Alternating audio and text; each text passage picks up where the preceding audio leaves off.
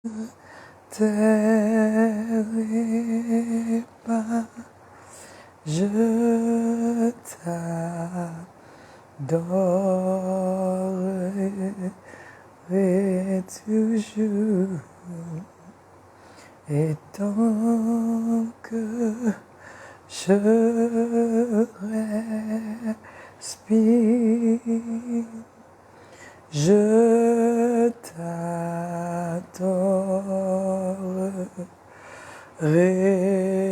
toujours. Non, je ne me tairai point, je t'adorerai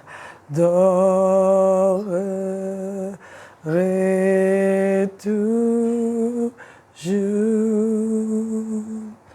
Et tant que je respire,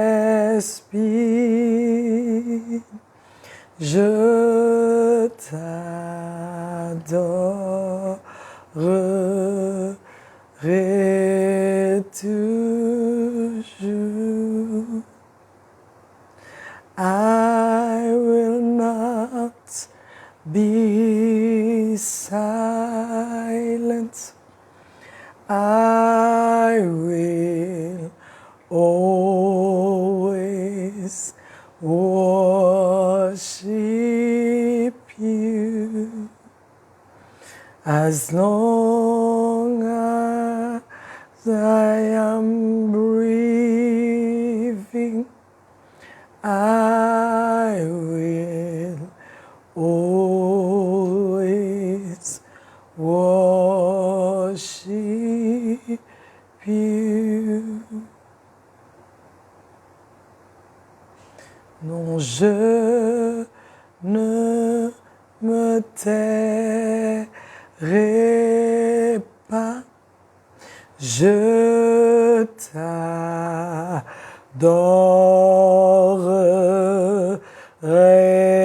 toujours. Et tant que je respire, je t'adorerai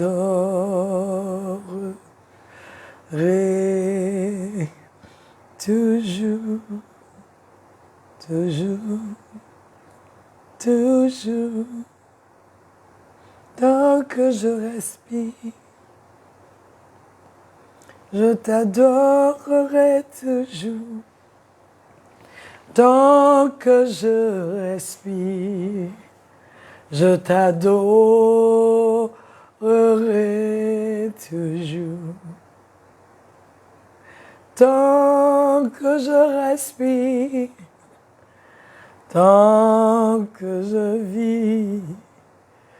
Je t'adorerai toujours.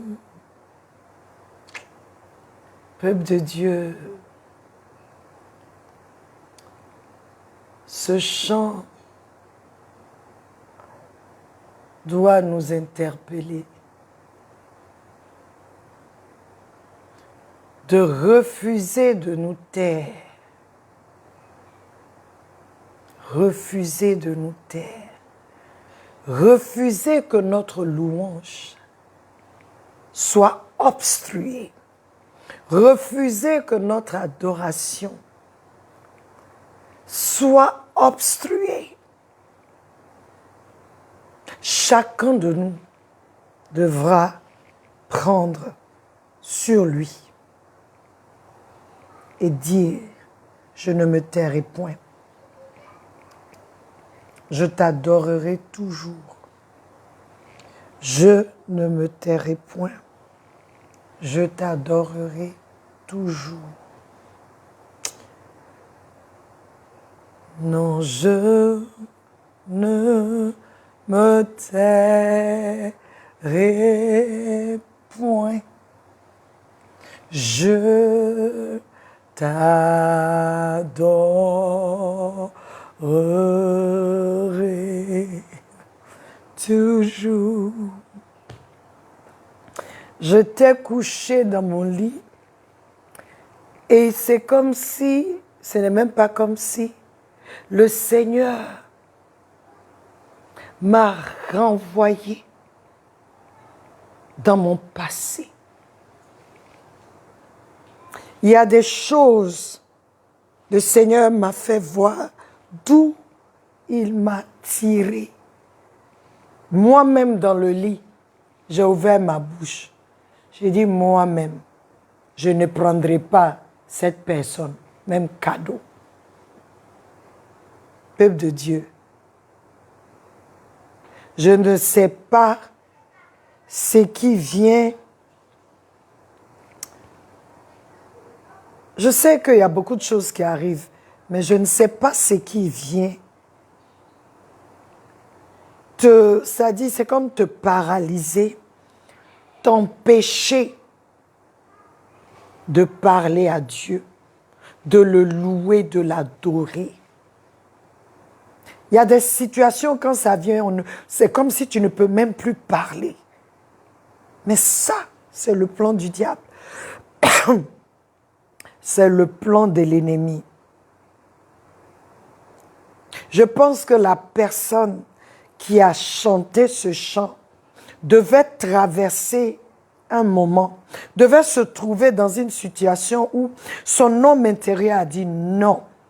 Comme David dit à son âme, mon âme, pourquoi es-tu si abattu? Pourquoi tu es si triste? Lève-toi de cet état-là et souviens-toi des bienfaits de l'Éternel.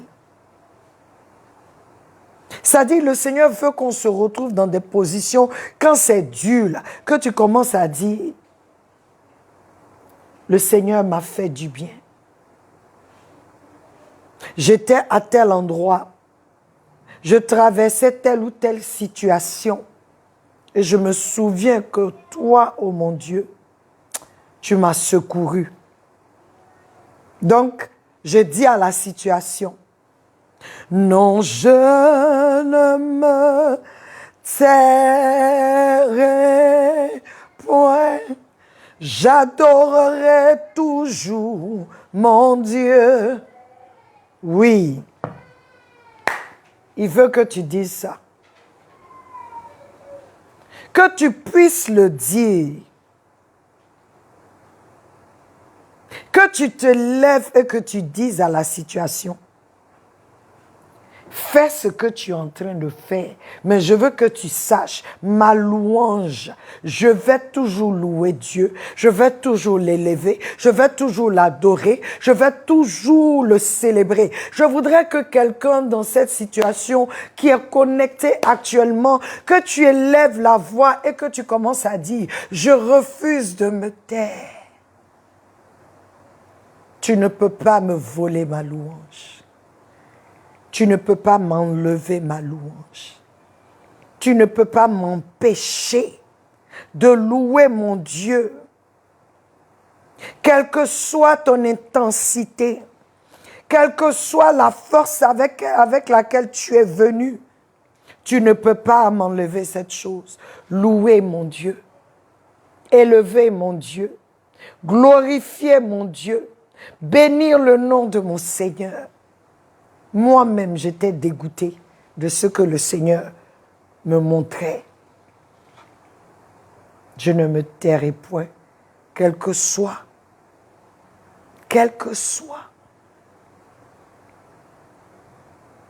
Je ne me tairai point. Même si je dois pleurer, je serai au pied du Seigneur en train de pleurer, mais je ne vais pas me taire. Je ne vais pas accepter que les situations, les difficultés, les choses qui arrivent de ce monde, les attaques des ténèbres, les agressions ténébreuses m'empêchent de louer mon Dieu. Non, je ne me tairai pas, j'adorerai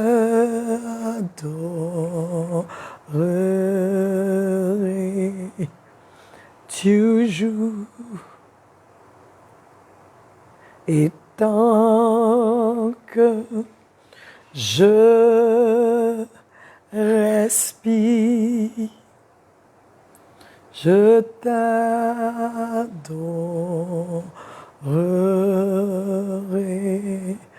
toujours. Éternel, je prie que le cœur de quelqu'un soit encouragé. Je prie, oh mon Dieu, que tu touches quelqu'un. Quelqu'un qui était abattu. Quelqu'un qui se disait, mon Dieu m'a laissé tomber. Que ces paroles soient changées en louange, en adoration. Je te prie de le faire, car tu es bon. Tu nous as tirés de loin. Ce que tu as fait pour nous, les chaînes d'esclavage que tu as brisées, nous que tu as sortis de la boue, nous que tu as fait sortir des tombeaux, nous que tu as guéris, que tu as sauvés, que tu as libérés du péché et de la mort. Nous ne nous tairons pas. Nous t'adorerons toujours. Tant que nous respirons, nous allons t'adorer pour qui tu es, pour ce que tu as fait. Quelle grande délivrance! Ah! Quelle grande délivrance! Quelle grande délivrance! Quelle grande délivrance! Quelle grande délivrance! Béni sois-tu, Seigneur, pour cette grande délivrance. Tant que je respire, je t'adorerai toujours, toujours. Béni sois-tu, Dieu Tout-Puissant, merveilleux tu es, glorieux tu es. Mon âme t'exalte, mon âme te bénit. Mon âme reconnaît en toi son amoureux, son sauveur. Sois élevé, sois exalté, car personne n'est comme toi, Seigneur. Personne. Ton amour est incomparable. Ton amour ne peut être égalé. Ta bonté est infiniment grande. Merci pour ta miséricorde qui m'a localisé et qui a localisé mes frères et sœurs. Reçois l'honneur et la gloire au nom de Jésus. Amen, amen, amen. Peuple de Dieu, soyons bénis, soyons bénis. Et je pense que de temps en temps, il est bon que toi et moi, nous nous asseyions et que nous voyions d'où le Seigneur nous a pris et où nous sommes aujourd'hui. Ça nous rendra un peu plus humbles tous les jours. Il m'a tiré de loin. Il m'a enlevé des chaînes de l'enfer. Il m'a sorti de l'enfer. Alléluia. Le Seigneur est bon. Il est bon. Il est bon. Il est bon. Ne l'oublie pas. Quel que soit ce que tu ressens, ne l'oublie pas. Quelle que soit la situation dans laquelle tu es, peut-être que tu es assis, tu es couché dans un lit d'hôpital, peut-être que tu es paralysé Peut-être que la maladie a détruit certains organes en toi et tu te dis que c'est fini. Mais Dieu, je t'ai prié, j'ai crié à toi. Je viens te dire que le Seigneur ne t'a pas abandonné. Le Seigneur est capable de renouveler tes organes. Le Seigneur est capable de faire au-delà, excédemment, abondamment, au-delà de ce que tu penses, des idées qui sont dans ta tête, des idées qui sont dans ton cœur, les choses sur lesquelles tu médites. Le Seigneur est capable de faire au-delà et au-dessus de ce que nous pensons. Je veux t'encourager à ne pas te taire, mais à bénir son nom. Alléluia. Gloire à toi pour ce temps merveilleux. Voici le jour que l'Éternel a fait. Nous allons nous y réjouir et être dans l'allégresse. Alléluia. Que l'allégresse soit ton partage. Amen. Encore bienvenue sur notre chaîne, une autre dimension avec Christ. Nous sommes toujours sur notre thème, ta présence, Seigneur. Et nous parlons de l'importance de la présence de Dieu. Nous avons dit l'importance de la présence de Dieu avec nous la semaine dernière. Et aujourd'hui, nous parlons de l'importance de la présence de Dieu en nous. Alléluia. La présence de Dieu en nous. Nous avons mis l'accent sur cette présence avec nous qui nous influence individuellement et intérieurement. Et aujourd'hui, nous voulons parler de cette présence en nous qui se manifeste extérieurement. Alléluia. Ce qui se manifeste de manière à ce que tout le monde voit. Tout le monde voit. Alléluia. Et cette présence qui se manifeste de façon externe, je veux que nous le sachions, est la résultante de ce qui se passe intérieurement d'abord. Ce qui se passe intérieurement d'abord. Comme je vous l'ai dit, cette présence, Dieu d'abord veut qu'elle se manifeste à l'intérieur. Il est plus préoccupé par cette présence à l'intérieur de toi et de moi. Alléluia. Et c'est cette présence à l'intérieur, parce qu'elle aura influencé l'intérieur et parce qu'elle aura pris le dessus, que maintenant elle pourra se manifester à l'extérieur. Alléluia. Et je voudrais donner quelques exemples de la présence de Dieu qui s'est manifestée à l'extérieur. Genèse 5, à partir du verset 21.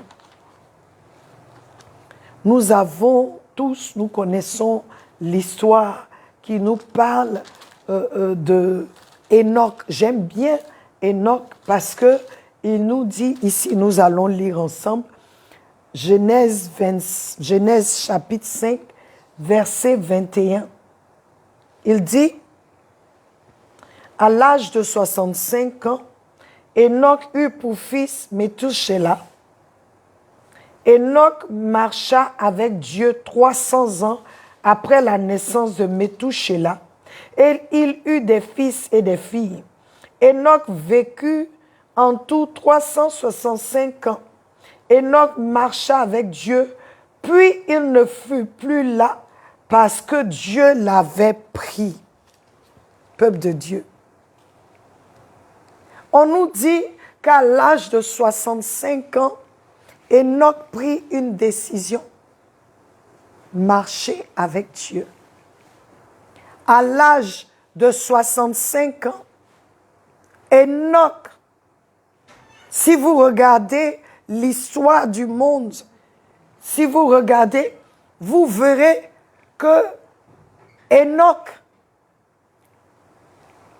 quand il est né, c'est les ancêtres d'Enoch vivaient 900 ans, 1000 ans.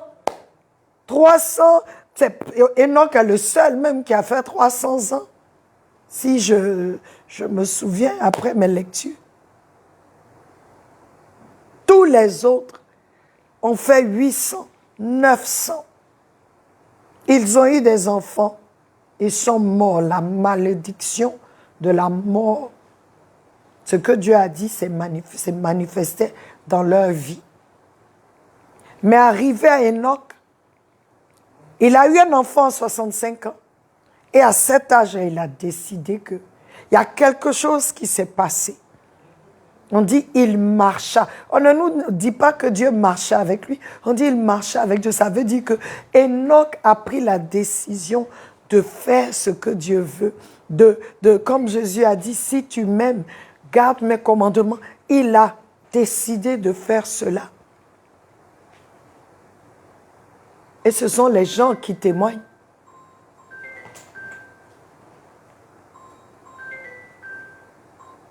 Ce sont les gens qui témoignent. Ils témoignent que Enoch, alléluia, a décidé de marcher avec Dieu. Enoch a décidé de marcher avec Dieu.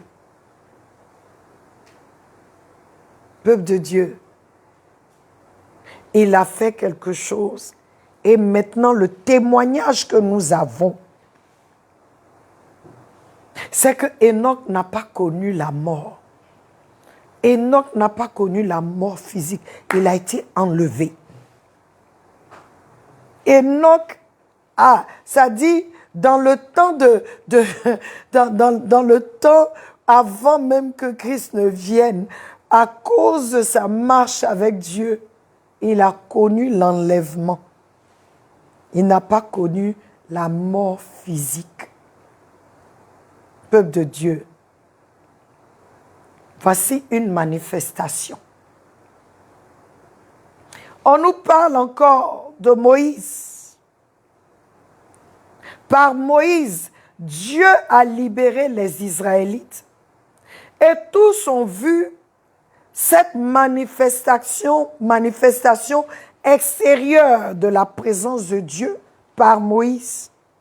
Les choses qui ont été faites ont prouvé que Dieu était avec les Israélites. Non seulement ça, mais aussi l'on a vu que Dieu était en Moïse. Sa présence était avec Moïse.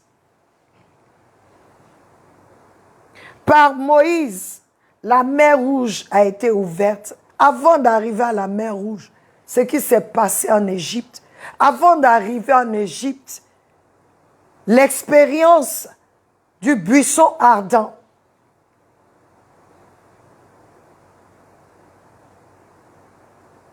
la présence de Dieu s'est manifestée au travers de lui.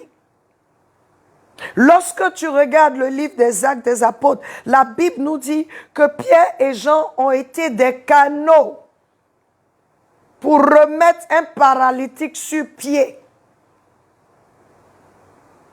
Lorsque le paralytique tend sa main, Pierre lui dit, « L'or et l'argent, je n'en ai pas, nous n'avons pas.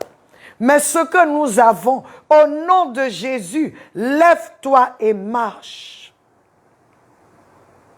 Ils ont manifesté, ou je dirais plutôt, la présence de Dieu s'est manifestée au travers d'eux pour remettre un paralytique sur pied, ce que l'homme ordinaire ne peut pas faire. C'est ce que la présence de Dieu en nous fait. La présence de Dieu en nous guérit les malades, guérit les maladies appelées incurables. La présence de Dieu au travers de nous bénit. La présence de Dieu au travers de nous délivre. La présence de Dieu au travers de nous donne la vie aux morts. La présence de Dieu au travers de nous fait ce que l'homme ordinaire ne peut pas faire. Il t'amène, sa présence fait au travers de toi et de moi l'extraordinaire, le surnaturel. Le Seigneur Jésus-Christ, partout où il allait, témoignait de Dieu. C'est pourquoi il a appelé le fidèle témoin de Dieu. En certains lieux, il y avait des témoignages. D'aucuns disaient, quel genre de doctrine? Quelle est cette nouvelle doctrine? Il parle avec autorité. Et quand il est en train d'enseigner, il y a des manifestations. Les démons ne peuvent pas tenir. Ah, nous avons vu nos enseignants ici. Nous avons vu les pharisiens. Rien ne s'est passé. Mais avec celui-là, il y a quelque chose. Pourquoi? Parce que la présence de Dieu était en lui. Et elle se manifestait au travers de lui. Alléluia. La parole dit que Jésus-Christ allait partout. Il était oint. Il allait partout avec le Saint-Esprit. Il allait partout, faisant du bien, guérissant les malades. Il délivrait ceux qui étaient possédés. Jésus n'allait nulle part en vain. Partout où il allait, il y a des actes qui étaient posés. Il y a des choses qui étaient faites. Des choses qui ramenaient, qui amenaient, ou je dirais, qui pointaient les gens à Dieu. Lorsqu'on lui envoyait le paralytique, il a dit au paralytique, tes péchés te sont pardonnés. Les pharisiens qui étaient là sont dit, quel blasphème. Il leur dit, qu'est-ce qui est plus difficile? De dire à ce gars, tes péchés sont pardonnés, ou lève-toi et marche, afin que vous sachiez que le Fils de l'homme a le pouvoir de pardonner le péché. Donc, il dit, lève-toi, prends ton lit et marche. Lorsqu'il a pris son lit pour partir, on n'a jamais vu ça. Lorsqu'il a pris son lit pour partir, la parole déclare que tous glorifiaient Dieu. Il disait, voilà, nous avons eu un prophète est arrivé. Quand la présence de Dieu est en toi, tu deviens un canal. Et certains parmi nous aujourd'hui, c'est cette présence-là qu'ils veulent plutôt. Ils cherchent ces manifestations externes où on lève la main et puis les gens tombent. Où on fait des choses, mais on ne sait pas qu'en premier, cette présence a pour priorité toi et moi. En premier, cette présence veut toi et moi. Elle veut être avec toi d'abord, avec moi d'abord. Parce que ce qui est fait extérieurement, ce n'est pas toi qui fais, ce n'est pas moi qui fais. C'est la présence de Dieu.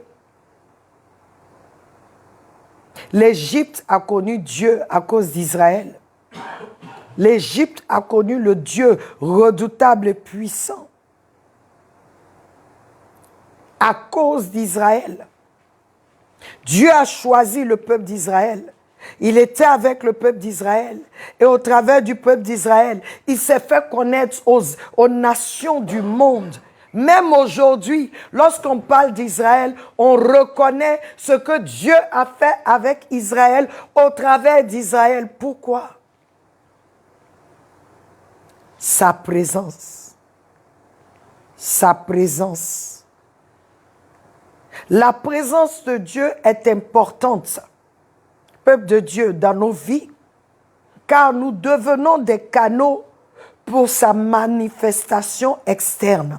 Nous devenons des canaux au travers desquels le monde peut voir Dieu, le monde peut le palper, le monde peut le connaître. À cause des enfants d'Israël, l'Égypte a connu Dieu, les peuples aux alentours ont connu Dieu, les nations du monde ont connu Dieu. Alléluia. Et à cause de toi, ta famille doit connaître Dieu. Parce qu'il t'a choisi, tu deviens un canal au travers duquel il veut se manifester. Je deviens un canal au travers duquel il veut se manifester. La Bible nous dit, quand Israël venait à Jéricho, la Bible dit, leur cœur était mort en eux parce qu'ils avaient peur, car ils ont entendu ce que Dieu a fait aux nations qui se sont tenues contre Israël.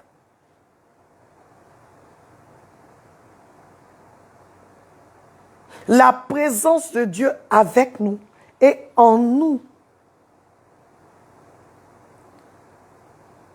se manifeste pour le bénéfice des autres, pour que les autres connaissent Dieu, pour que ceux qui ne connaissent pas Dieu viennent à connaître Dieu. C'est pourquoi nous ne pouvons pas jouer avec sa présence. Pour terminer, je vous donne l'histoire de David, qui allait chercher. David a appris que l'arche de l'Éternel était dans la maison d'Obédédom et ce que ça faisait là-bas, David dit, il va aller chercher. Et l'arche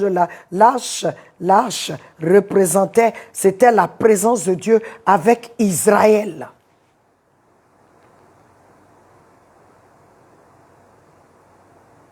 La Bible dit, parce que l'arche était dans la maison de ce frère, peuple de Dieu, il y avait la bénédiction, l'abondance. Donc, la présence de Dieu avec nous dans nos vies,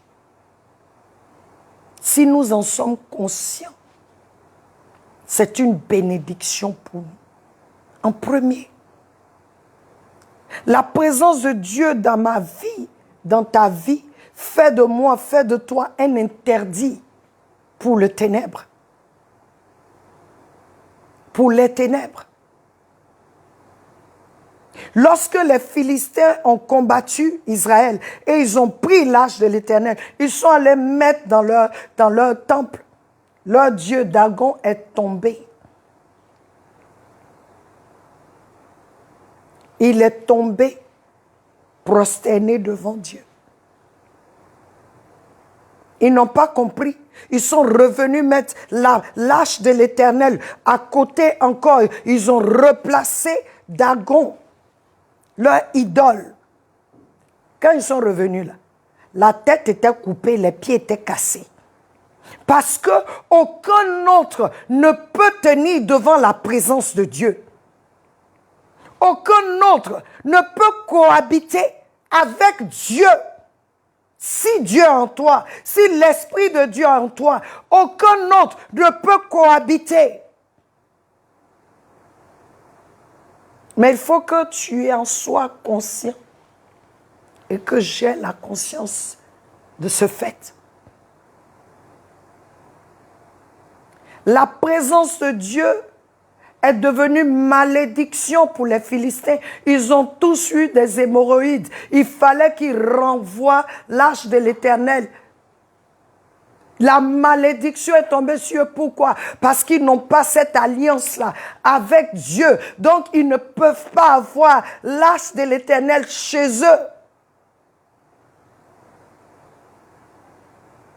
Ils ont connu Dieu par ce fait-là. C'est pourquoi toi et moi, nous devons nous prendre au sérieux. Quand je dis au sérieux, ça dit tu dois te connaître, que je suis le temple du Saint-Esprit. La présence de Dieu est ici. Partout où je rentre, je suis un interdit. Partout où je rentre, je suis protégé, je suis béni. Ce que je veux, si c'est la volonté de Dieu, j'aurai. Je dois connaître, avoir une communion avec cette présence en moi. C'est là notre problème. Je dois connaître cette présence en moi, je dois respecter cette présence en moi, mais je dois communier avec cette présence qui est en moi parce que je suis le vase. Je suis le temple de cette présence. L'Esprit de Dieu en nous veut manifester, veut nous amener à expérimenter Oh, peuple de Dieu, j'ai soif de cela. Je veux connaître cela. Je veux, c'est-à-dire cette présence, je veux l'expérimenter tous les jours. Oui, je veux l'expérimenter tous les jours. Tous les jours. Communier avec elle. Et je veux être ce canal qu'il peut utiliser pour faire ce qu'il veut, pour faire l'extraordinaire.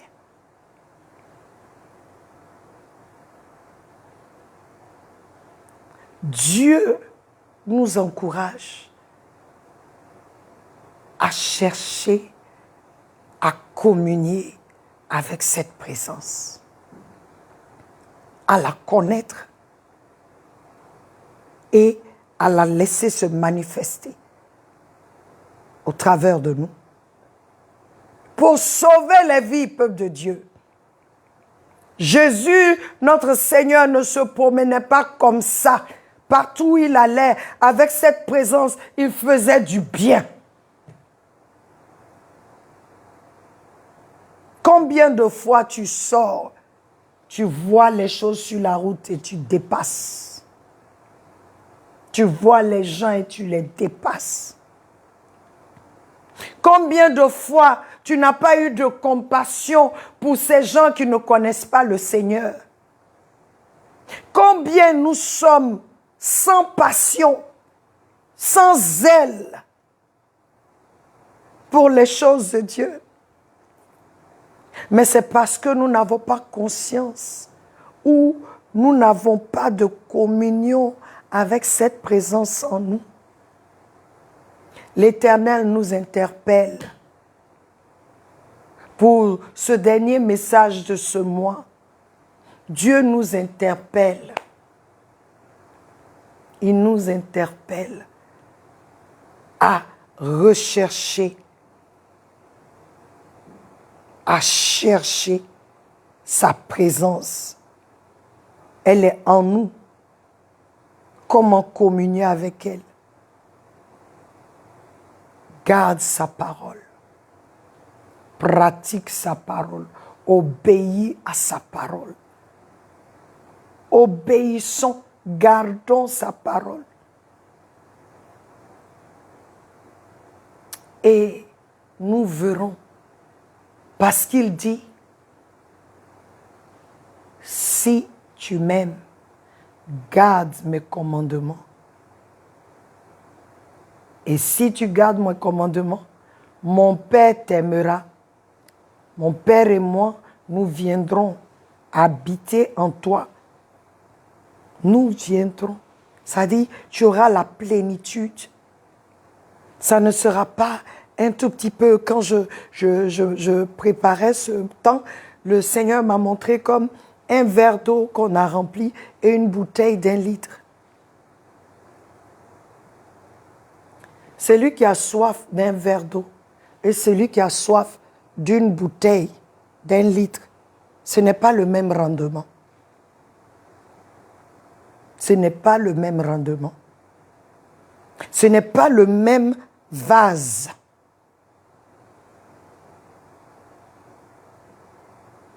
Donc toi et moi, cherchons où le Père et le Fils viennent habiter et où la plénitude de Dieu se manifeste. Allons à un autre niveau avec lui. Alléluia. Notre temps prend fin. C'est le dernier message du mois de mars. Et je prie que chacun de nous, selon notre mesure, selon notre, je dirais, selon la contenance de nos vases, que le Seigneur nous remplisse. Que nous arrivions à expérimenter sa présence individuellement, personnellement, Et ensuite, que nous allions, nous allions au niveau où nous sommes maintenant utilisés pour faire du bien. Le Seigneur Jésus dit dans le livre de Jean chapitre 4, lorsqu'il a l'expérience avec la Samaritaine, il dit, l'eau que je te donne, si je te donne de cette eau, celui qui boit de cette eau n'aura plus soif, car de son sein jailliront des rivières d'eau vive. Ça veut dire que, arrivé à un moment, toi et moi, nous devenons des sources pour les uns et les autres.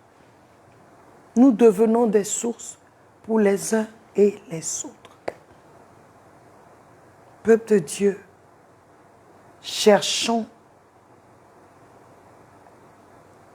à aller un peu plus en profondeur, plus en hauteur avec le Seigneur.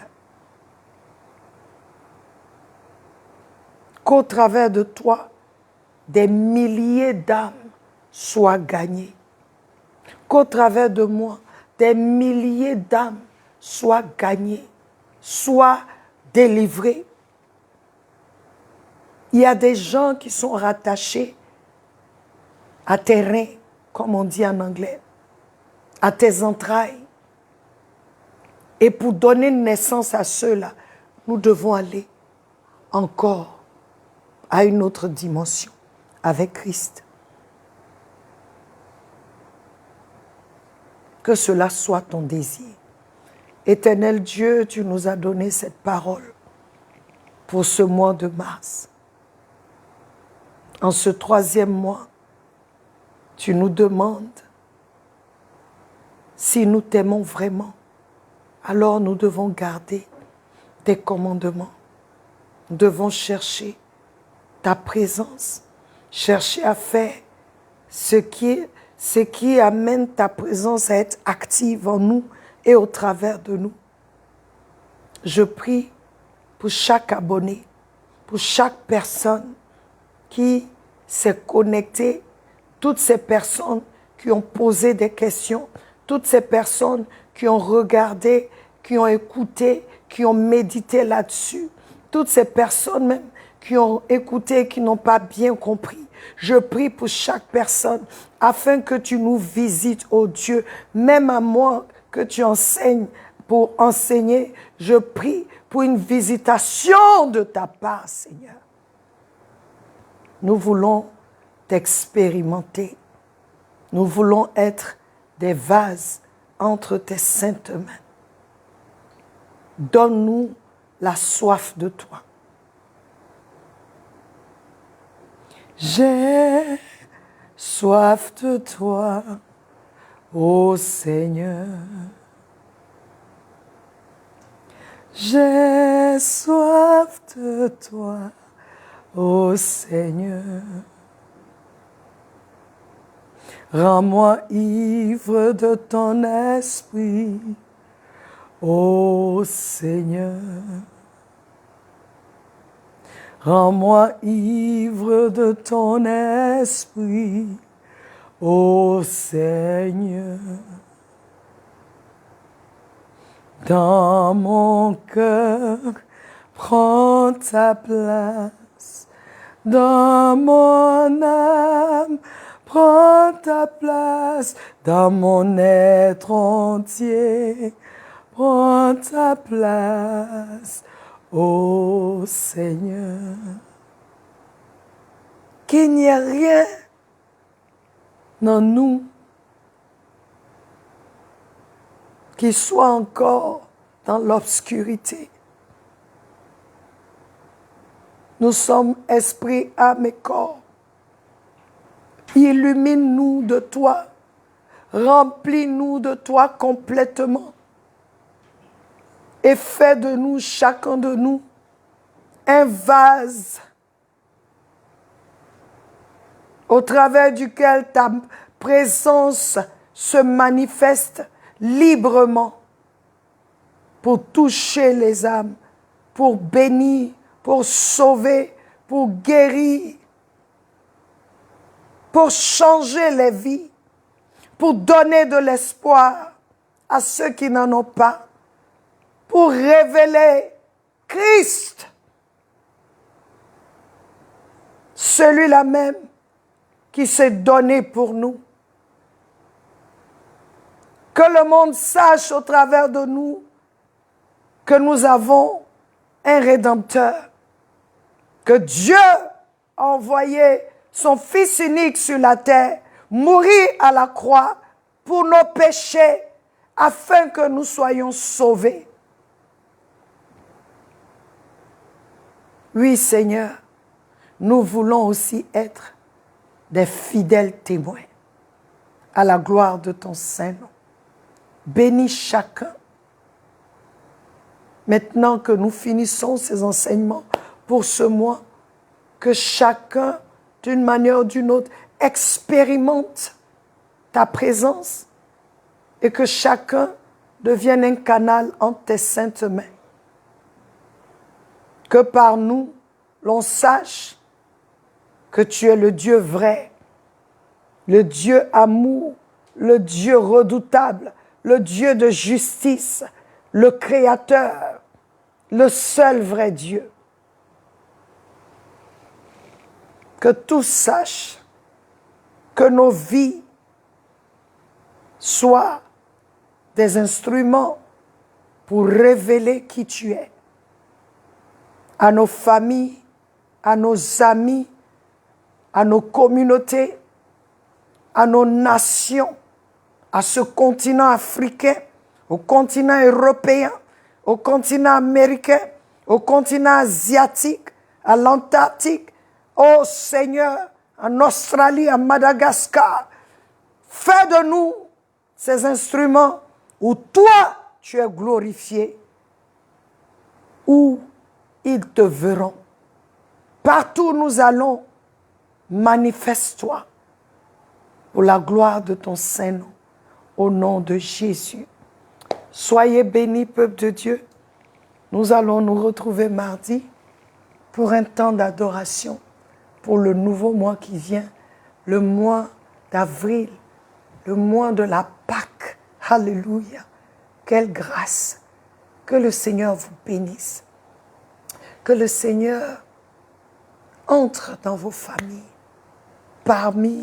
au travers de vous, et que vos familles soient sauvées. Dans le nom de Jésus. Amen. Je vous aime. Jésus vous aime plus. À mardi. Amen.